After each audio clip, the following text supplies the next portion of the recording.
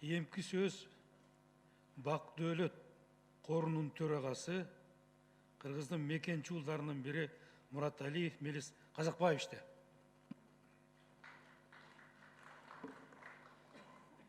Арбаңыздар, улуу элдин урпактары.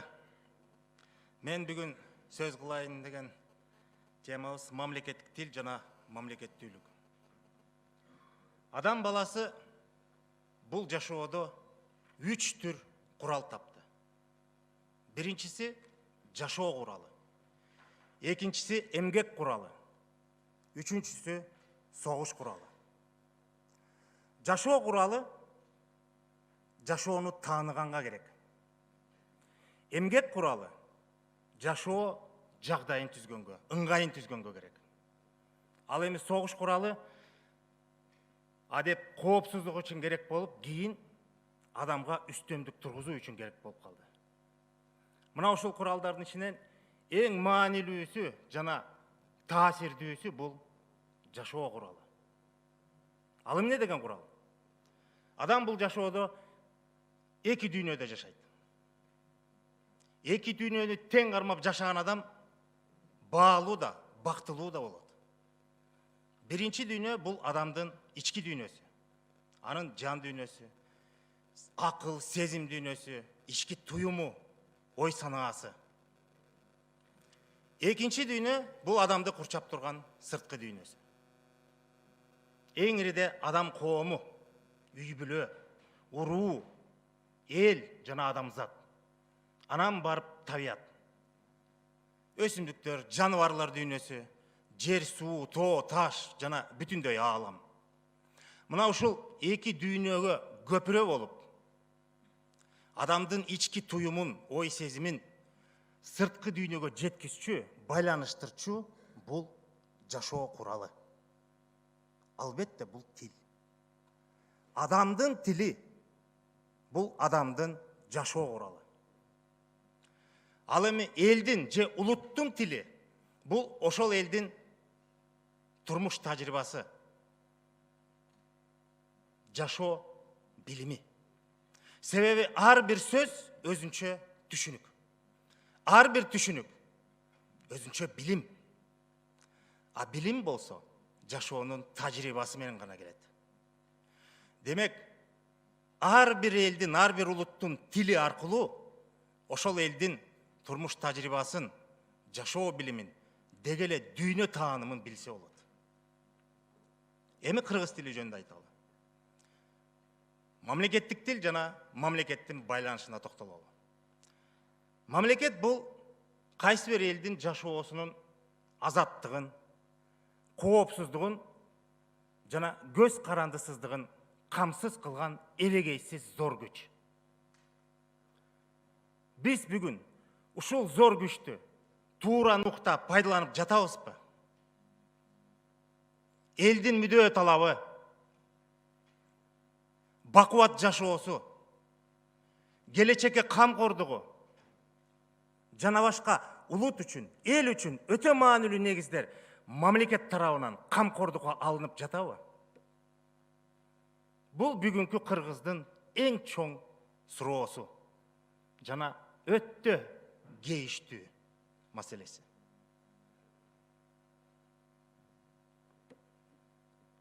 Кыргыз тилинин байлыгы анын сөзүнүн көптүгү менен чектелбейт.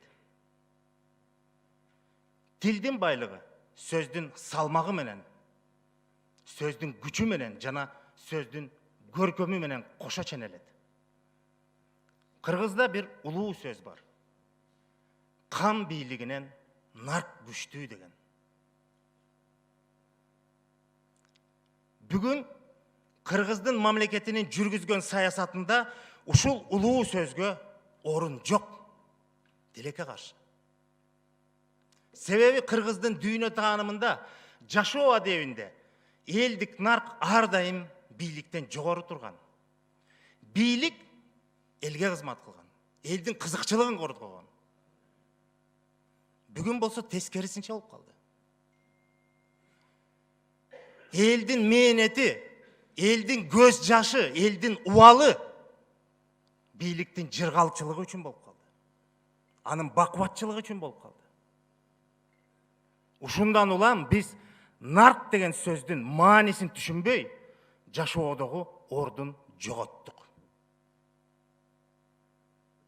Дагы бир сөз бар элибизде. Канча тил билсең, ошончо дил билесиң деген. Башка тилди билүүгө биз чек койбошубуз керек. Колдон келсе өздөштүрүш керек. Ошол чет тилдер сенин улутуңдан сырткары алкактагы адамзаттын жашоосун тааныганга керек.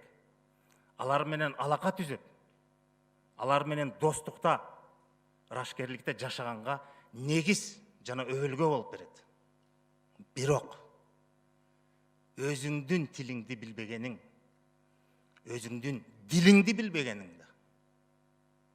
Демек, өзөгүңдү, тамырыңды, табиятыңды тааныбагандык. Ким экениңди тааныбагандык да. А өзүңдү тааныбай туруп, элиңе, мамлекетиңе кандай кызмат өтөй аласың? Өзүңдүн наркыңды билбесең, улутуңдун баалуулугун тааныбасаң, мамлекет болуп жашагандын баасы эмнеге арзыйт? Мамлекеттик тил бул мамлекеттин жашоо куралы. Эгерде биз мамлекеттин жашоосун оңдойлу десек, элибиздин жашоосун оңдойбуз десек, анда эң обалу маселенин таалуусунан башташ керек. Ал биздин тилибиз. Себеби жашоону оңдош үчүн жашоо куралын күчтөш керек да. Тилден калган бала же адам кандай алсыз, кандай көз каранды болсо, улут дагы же мамлекет дагы өзүнүн тилинен калып, жашоо куралынан айрылса, эмне болот?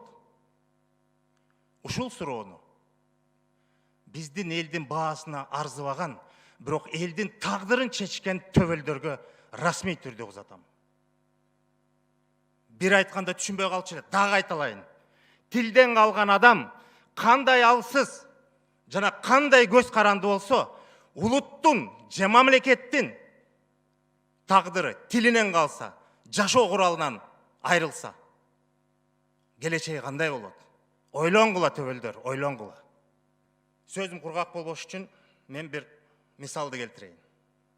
Кыргыз эли элдин башына падыша болуп келген адамды хан деп атайт. Дүйнөдө 40ка жакын түрк тилдүү жана тектеш элдер бар. Ошолордун ичинен кыргыздар, Хакас, Алтай жана Тывалар падышасын хан дейт. Калган түрк тилдүү элдер хан дейт. Айырмасы бар. Ошол элдердин сөздүктөрүндө хан деген сөздүн этимологиясында маалымат жок десе, кайдан келип чыкканы? Жөн эле котормо түшүндүрмөсү бар. Хан бул падыша болду.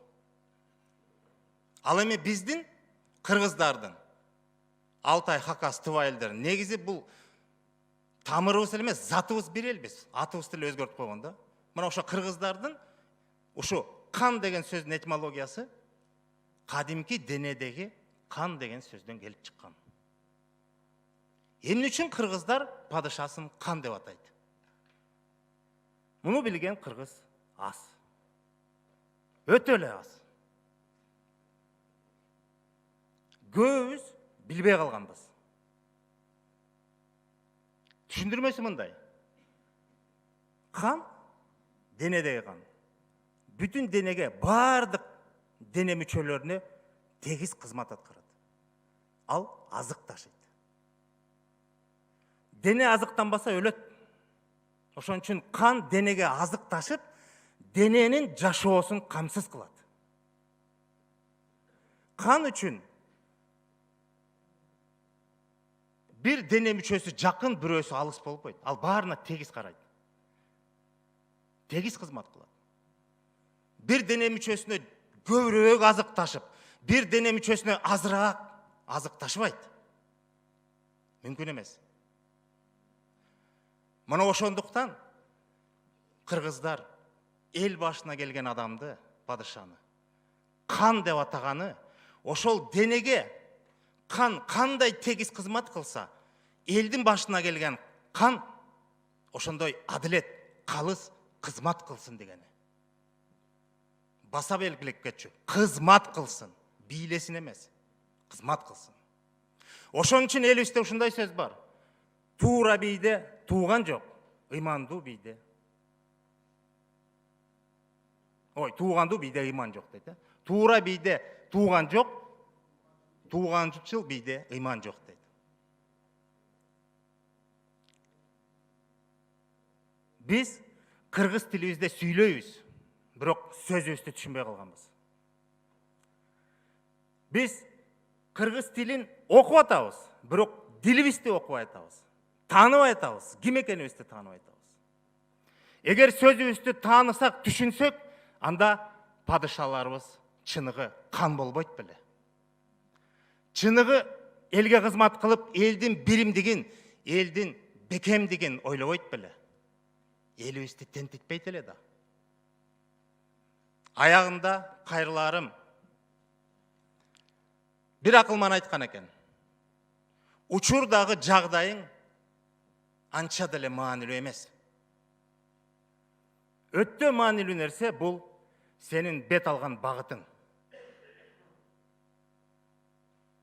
Ушундан улам бүгүнкү кыргыздын акыбал жагдайын эске алып туруп, президентибиз башчылык кылып, чыныгы кандык милдетин аткарып,